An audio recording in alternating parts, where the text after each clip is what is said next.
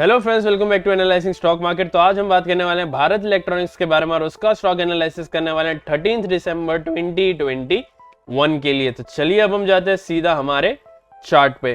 तो यहाँ पे ये चार्ट मैंने ओपन कर लिया है। ये चार्ट मैंने अपने जीरोधा के अकाउंट से ओपन किया है। अगर आपके पास अभी तक अपना डीमैट अकाउंट नहीं है तो नीचे लिंक मैंने डिस्क्रिप्शन में जीरोधा की और अपस्टॉक्स की दे दी है। अगर आप चाहे तो हमारे लिंक के थ्रू जो है अपस्टॉक्स में अपना डीमैट अकाउंट जो है वो बिल्कुल ही फ्री में ओपन कर पाओगे और वहां से जो अपनी ट्रेडिंग जर्नी जो है वो स्टार्ट कर पाओगे। तो चलिए अब हम बात करते हैं सबसे पहले बेल में, मतलब भारत इलेक्ट्रॉनिक्स में आज के दिन क्या हुआ। तो यहाँ पे जैसे कि आप देख सकते हैं भारत इलेक्ट्रॉनिक्स में आज के दिन मतलब फ्राइडे के दिन यहाँ पे हमें 1.06% का यहाँ पे हमें नेगेटिव क्लोजिंग देखने मिला है और यहाँ पे क्लोजिंग जो हुई है वो हुई है 205.55 पे। तो क्या आने वाले दिनों में ऐसा ही जो डाउनसाइड रहने वाला है या फिर कोई अपसाइड मोमेंट आने वाली है उस बारे में हम बात करेंगे। साथ ही साथ यहाँ पे कल के लिए आपका क्या सपोर्ट जोन और रेजिस्टेंस जोन जो स्टॉक में बनता है, मतलब मंडे के लिए आपका क्या सपोर्ट जोन और रेजिस्टेंस जोन जो स्टॉक में बनता है, जरूर जो उसको यहाँ पे मार्क करके बताएंगे। बाकी यहाँ पे फ्राइडे के क्लोजिंग के बेसिस पे हमें क्या लगता है स्टॉक में मंडे के दिन क्या हो सकता है, जरूर जो हमारा एक ओपिनियन देंगे और आने वाले दिनों का जो आपको छोटा सा एंड भी यहाँ पे दे देंगे। तो चलिए अब जाते हैं सीधा हमारे वनडे के चार्ट पे। तो यहाँ पे वनडे का चार्ट जो हमने ऑलरेडी ओपन करके रख दिया है। अगर मैं बात करूँ यहाँ पे वनडे के चार्ट में वॉल्यूम की, वॉल्यूम यहाँ पे आप देख सकते हैं, मैं कहूँगा एक तरह से यहाँ पे हमें एवरेज सा जो है यहाँ पे वॉल्यूम जो है देखने मिल रहा है। करंटली स्टॉक जो है वो अभी 20 एमए के नीचे चल रहा है और यहाँ पे 50 एमए के ऊपर जो है यहाँ पे जो है थोड़ा सा यहाँ पे सपोर्ट लेते हुए क्लोज दिया है। बाकी यहाँ पे अगर बात करें आरएसआई की, आरएसआई यहाँ पे जरूर 47-48 के आसपास जो आ चुका है, जो हमें थोड़ा सा जो अपसाइड मोमेंट का इशारा देता है। लेकिन याद रखें आरएसआई हो या फिर कोई और इंडिकेटर, हम जो है इंडिकेटर्स पे पूरा भरोसा नहीं कर सकते हैं। यहाँ पे बहुत सारे फैक्टर्स होते हैं जो किसी भी स्टॉक को जो मूवमेंट देता है हमें जो है उसे जरूर कंसीडर करना चाहिए जब भी हम किसी भी स्टॉक में ट्रेड करें तब। बाकी यहाँ पे बात रही मेरे ओपिनियन की इस स्टॉक में आने वाले दिनों के लिए, तो करंटली ये स्टॉक जो है मेरे लिए स्लाइटली यहाँ पे नेगेटिव है। क्यों? क्योंकि यहाँ पे 20 एमए के नीचे इस स्टॉक ने जो क्लोजिंग दी है। जरूर यहाँ पे 50 एमए के यहाँ पे हमें जो है थोड़ा सा मैं कहूँगा एक जो है सपोर्ट जो है देखने मिल रहा है। सपोर्ट भी नहीं, यहाँ पे मैं कहूँगा थोड़ा सा नीचे तो जरूर आ चुका है, लेकिन यहाँ पे हम जो है इस स्टॉक में वापस से 20 एमए को क्रॉस करते हुए क्लोजिंग दे उसका वेट करेंगे और वहां से जो है आप वहां पे एंट्री ले सकते हैं।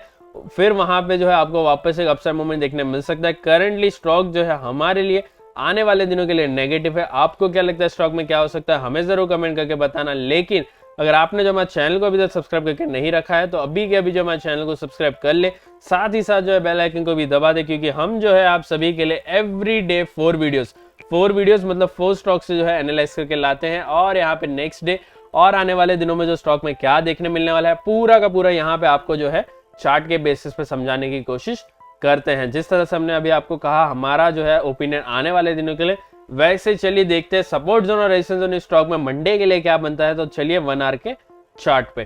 तो यहाँ पे 1 आवर का चार्ट जो हमने ऑलरेडी ओपन करके रख दिया, तो यहाँ पे मैं जो है फटाफट से सपोर्ट जोन और रेजिस्टेंस जोन जो है आपको यहाँ पे मार्क करके बता देता हूँ, क्योंकि ये जो सपोर्ट जोन और रेजिस्टेंस जोन जो मैं मार्क कर रहा हूँ वो बहुत ही ज्यादा इंपॉर्टेंट होने वाला है आपको यहाँ पे अपना जो है ट्रेडिंग के टाइम पे। क्योंकि ये जो सारे सपोर्ट जोन और रेजिस्टेंस जोन जो मैं मार्क कर रहा हूँ वो यहाँ पे आपको हेल्प करते हैं अपना टारगेट और स्टॉप लॉस को यहाँ पे मेंटेन करने में। तो जरूर जो आप यहाँ पे मार्किंग कर ले। बाकी यहाँ पे अगर आपने जो हमारे कैंडल स्टिक पैटर्न के यहाँ पे एक वीडियो नहीं देखा है, हमने पार्ट 1 हमारा एक वीडियो लाया है जहाँ पे हमने बात की है कि किस तरह से आपको कैंडल स्टिक्स को सबसे पहले तो यहाँ पे रीड करना है और यहाँ पे हम जो है आप सभी के लिए और पार्ट्स लाएंगे जहाँ पे हम आपको बताएंगे कि किस तरह से अलग अलग डिफरेंट टाइप्स के जो है कैंडल चार्ट पैटर्न्स यहाँ पे जो है बनते हैं और उसकी मदद से यहाँ पे बुलिश होती है कि या फिर बेरिश जो है स्टॉक जाता है। कैंडल स्टिक पैटर्न्स को देखते हो, चार्ट को देखते हो, आपको यहाँ पे समझ में आएगा।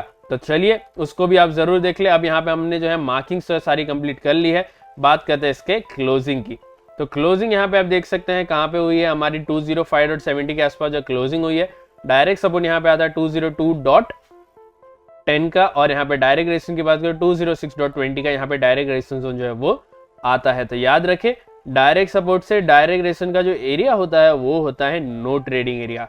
इसका मतलब है इस बीच में अगर आपको स्टॉक जो है घूमते हुए देखने मिले तो यहाँ पे आपको बिल्कुल भी ट्रेड नहीं करना है। आपको जो है वेट करना है दोनों में से किसी भी एक साइड में स्टॉक जो हमारा क्रॉस हो और फिर यहाँ पे आपको कंफर्मेशन कैंडल को देखते हुए जो अपना यहाँ पे ट्रेड लेना है और यहाँ पे अपना टारगेट जो है चाहे सपोर्ट जोन साइड हो या फिर रेजिस्टेंस जोन साइड हो उससे थोड़ा पहले रखे ताकि वो इजीली अचीव हो जाए। बाकी यहाँ पे हमने कॉन्सेप्ट जो है पूरा का पूरा हमारे पुराने वीडियोस में कहा है, जहाँ पे आप कोई भी स्टॉक का वीडियो देख ले जो आपको 8 या 9 मिनट के ऊपर देखने मिल जाएगा, उस वीडियो को आप देखें। वहां पे हमने कंफर्मेशन कैंडल किस तरह से देखनी है, किस तरह से आपको जो यहाँ पे अपना टारगेट जो है डिसाइड करना है, डिफरेंस आपको क्यों रखना है, किस तरह से रखना है, और यहाँ पे चाहे हमारा स्टॉक मार्केट जो नीचे जाए या फिर ऊपर जाए आप किस तरह से प्रॉफिट कर सकते हैं, वो सारी की सारी बात जो हमने आपको समझाई। तो जरूर जो है हमारे उस वीडियो को आप देखिए ताकि आपको कॉन्सेप्ट जो है क्लियर हो जाए। जरूरी नहीं है कि भारत इलेक्ट्रॉनिक्स का ही वो वीडियो हो, कोई भी स्टॉक का वीडियो आप देख ले, आपको समझ में आना चाहिए सिर्फ और सिर्फ कॉन्सेप्ट आपको एक बार समझ में आ गया तो कोई भी स्टॉक को आप उस कॉन्सेप्ट को अप्लाई कर सकते हैं और वहां पे अपना जो है ट्रेड को जो है प्रॉफिटेबल कर सकते हैं। अब बात नहीं यहाँ पे डायरेक्ट सपोर्ट के बाद 2 सपोर्ट की, तो यहाँ पे वो मैं आपको सबसे पहले बता देता हूँ।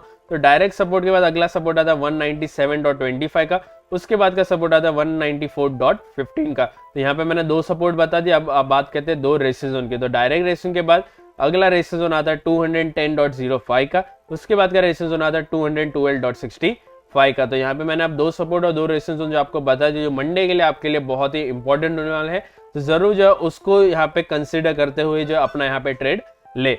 अब बात रही यहाँ पे मेरे ओपिनियन की इस स्टॉक में आने वाले दिनों के लिए, तो करंटली ये स्टॉक जो है मेरे लिए आने वाले दिनों के लिए मतलब का तो जो है हमने आपको बता दिया। मंडे के लिए यहाँ पे हमारा जो है ये स्टॉक जो है मुझे ऐसा लग रहा है अपसाइड मूवमेंट आपको दे सकता है। यहाँ पे हाई चांस है 210 तक आपको जरूरी स्टॉक जो आता है देखने में, 210 से लेकर 206.20 के बीच में आपको जो क्लोजिंग स्टॉक में देखने मिल सकती है। लेकिन यहाँ पे इंपॉर्टेंट चीज होने वाली इसकी ओपनिंग, मंडे के दिन किस तरह से ये स्टॉक जो है ओपन हो रहा है प्री ओपन मार्केट में, आप जरूर देखें किस तरह से ओपनिंग हो रही है, गैप डाउन ओपनिंग हो रही है कि गैप अप ओपनिंग हो रही है, उसको आप जरूर देखें क्योंकि वो बहुत ही इंपॉर्टेंट होने वाले हैं।